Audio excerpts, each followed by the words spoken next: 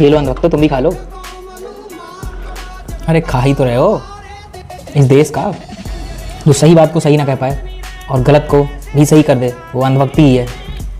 ये जितने कह रहे हो ना कि जो बच्चे प्रोटेस्ट कर रहे हैं, लड़ रहे हैं, ये हमें कोई इससे मतलब नहीं है। तुम अंधे ही हो, क्योंकि तुम्हें नहीं दिख रहा है कि वो बच्चे किन के अधिकारों के लिए लड़ रहे हैं, किसके लिए लड़ रहे हैं। थोड़ी तो शर्म आनी चाहिए तुम्हें। लेकिन जिन अधिकारों के साथ तुम जी रहे हो ना आज, और जिन अधिकारों के साथ तुम खा पा रहे हो चैन से, ये उन्हीं आंदोलन और क्रांतियों की वजह से हुआ है जो आज ये बच्चे कर रहे हैं, अपने अधिकारों के लिए लड़ रहे हैं। वो भी किसी के बेटे हैं, बेटियाँ हैं, वो भी किसी के बच्चे हैं। और आने वाली तुम्हारी जनरेशन रोएगी, देखना तुम अगर इस तरह से करोगे। तुम्हारी आंखों का पानी मर चुका है, तुम्हारा जमीर गिर चुका है कि तुम सही को सही और गलत को गलत नहीं कहने वालों में कोई पीएचडी है, कोई डॉक्टर है, कोई इंजीनियर है, कोई यूपीएससी की प्रिपरेशन कर रहा है, कोई एसएससी का एस्पिरेंट है, कोई आर्मी का है, कोई सीजीएल का है, कोई पुलिस का है। उनके मुंह पे चूतिया लिखा है क्या?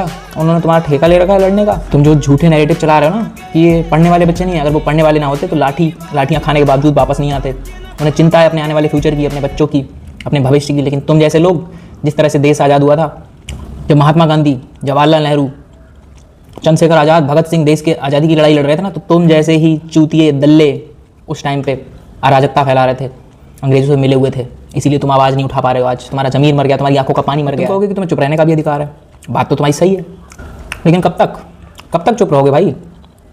अंधभक्ति के टाइम पे तो तुम चुप रह ही रहते हो, सही बातों के लिए तुम चुप रह रहे हो, पैर खाते रहो, इस देश को खोखला करते रहो। तुम जैसे लोग ही देश का नाम डुबाए हुए हैं, देश को खोखला किए हुए हैं। तुम जैसे लोगों की वजह से ही नेता अपना काम सही से नहीं कर रहे हैं, पार्टी चाहे कोई भी हो। तुम जैसे लोगों की वजह से ही, तुम जैसे अंधभक्तों की वजह से ही कोई पार्टी अपना सही से काम नहीं करती है।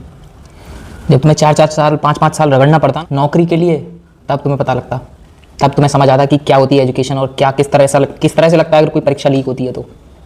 लेकिन तुमने तो मेहनत की नहीं आज तक, तुम्हारे बापों ने सब कुछ बना दे दिया तुमको। तुम्हें तो टेंशन है नहीं, अंधभक्ति करनी है, अंधभक्ति में ही जीना है। मैं थूकता हूँ ऐसे दल्लों पे। खैर खाना खा रहा हूँ, अभी थूकूंगा नहीं।